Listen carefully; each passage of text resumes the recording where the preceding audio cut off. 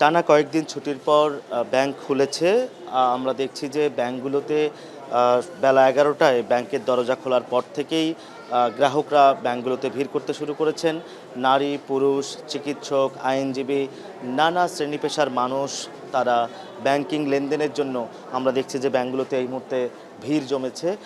এখানে বেশ কিছু কাউন্টারে আমরা দেখছি যে শত শত মানুষ তারা অপেক্ষা করছেন। কোনো কাউন্টারে টাকা জমা দেওয়া হচ্ছে, কোনো কাউন্টার থেকে টাকা তোলা হচ্ছে। এখানে মূলত আমরা দেখছি যে ডিপিএস, হাউস বিল্ডিং, সোনালী সেবা, উন্মুক্ত বিশ্ববিদ্যালয়ের জন্য একটি কাউন্টার রাখা আছে। একইভাবে যারা টাকা জমা দিতে এসছেন, ব্যবসায়ীরা বিশেষ করে এই কয়দিন ব্যবসা বাণিজ্য করেছেন, তারা টাকা জমা দিতে পারেননি, তারা ব্যাংকে টাকা দিচ্ছেন। আর যাদের টাকার প্রয়োজন তারা টাকা তুলছেন। এর বাইরে পাসপোর্ট, ভিসা থেকে শুরু করে বিভিন্ন সেবার জন্য যে বিভিন্ন ফি জমা দেওয়া হয়, সেই ফিগুলো গ্রাহকরা এখানে এসে জমা দিচ্ছেন।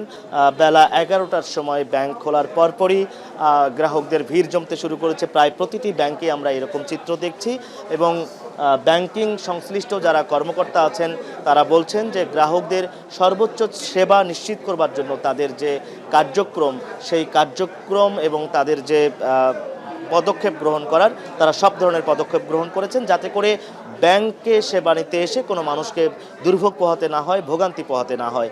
এই ছিল আমার কাছে বগুড়া থেকে ব্যাংক খোলার পর ব্যাংকিং সেবা এবং ব্যাংকিং কার্যক্রম নিয়ে সবশেষ তথ্য।